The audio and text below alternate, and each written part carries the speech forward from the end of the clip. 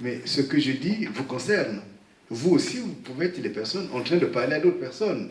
Et je crois que c'est ça la vraie révolution.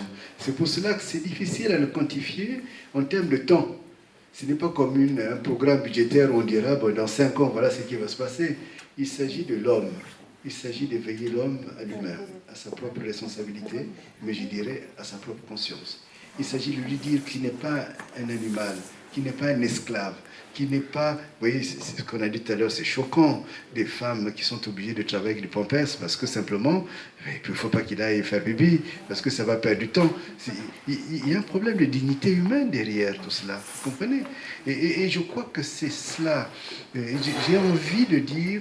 Pour ceux qui organisent, qu'il faut féliciter Maria et tout le monde, hein, il faut que vous ayez le courage, même après Marcel, de continuer ce type de réunion. Parce que d'abord, je suis sûr que quand il partira là-bas, il aura moins de capacité ou de possibilités de parole qu'en étant ici. Mais d'un autre côté, peut-être qu'il n'aura pas suffisamment de moyens pour pouvoir faire réaliser son projet. Mais si nous continuons à nous réunir, vous voyez, c'est là que cette notion sud-sud est importante. Pour qu'on puisse dire « je suis capable ». Et pas les compétences, pas la complémentarité. Nous avons des journalistes, nous avons des banquiers, nous avons des enseignants. Toutes ces personnes, quand ils disent « je ne suis pas un pion, je suis capable d'apporter quelque chose ». Vous voyez, tout à l'heure, je voyais votre colère qui est juste, mais vous savez que les Congolais à l'étranger ne votent pas. Les Congolais à l'étranger ne votent pas. Quand il y a des élections, quelles que soient les formes d'élection, on ne vote pas les Congolais à l'étranger. Et en fait, constitutionnellement, il n'y a rien qui puisse interdire cela. Il n'y a rien, vous voyez, là on voit bien les parentés des approches dictatoriales. En fait, on a le sentiment que ceux qui sont à l'étranger sont dangereux. Et bien, quand tu commences à parler, et il y a peut-être des télévisions qui vont parler au peuple à partir d'ici, vous voyez, et en développant comme ça, le peuple est conscientisé. Moi, je me rappelle quand je parle sur RFI, on dit « Ah, on a encore des gens quand même à l'étranger. » C'est peut-être ça qu'il faut arriver à développer. Donc voilà, moi je pense qu'en effet, est-ce qu'il faut dire à Marcel Claude, dans combien de temps? Je ne crois pas qu'aucun politique ne peut le dire. Ça peut aller vite.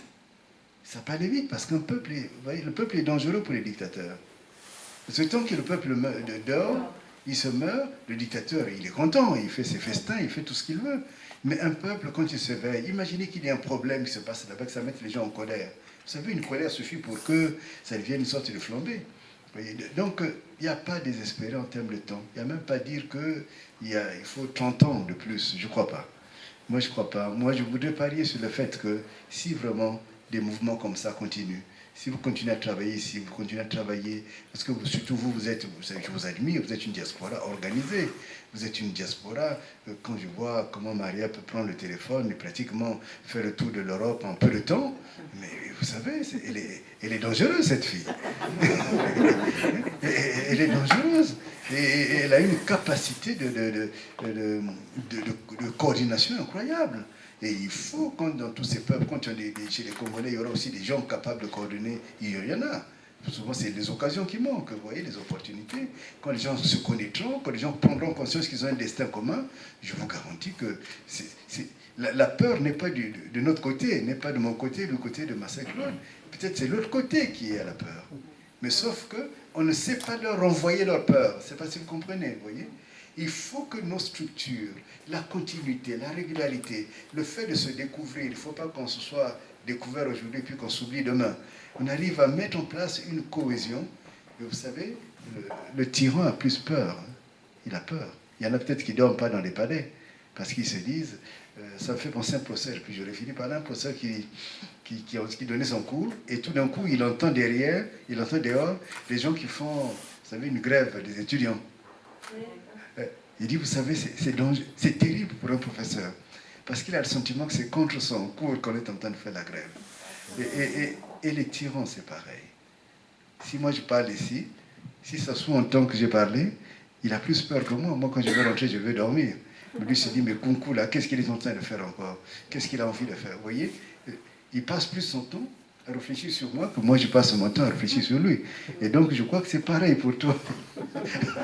Ne désespère pas, il n'y a pas à désespérer. Nous sommes du bon côté de la chose. D'accord? Alors, je pense.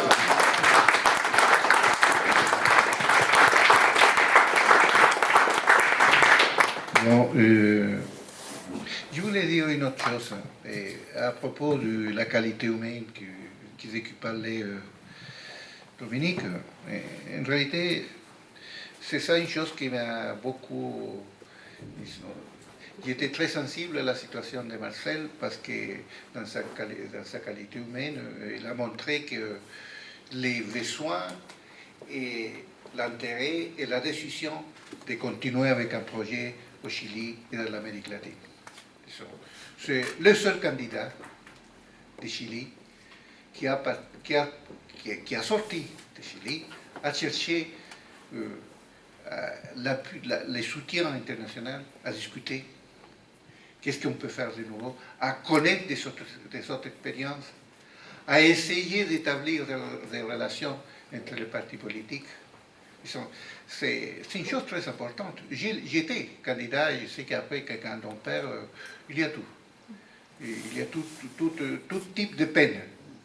Et ça, c'est une chose que nous, on doit considérer. C'est un peu d'émotion, mais aussi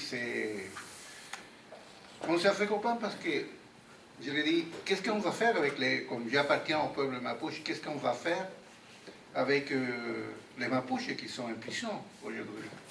Aucun candidat au Chili, il a été clair qu'est-ce qu'il fait. Il m'a dit, bah, on les donne la liberté tout de suite. Alors, ça c'est déjà une vision de la nécessité de libérer des oppressions qui peuvent nous faire plus riches dans la société.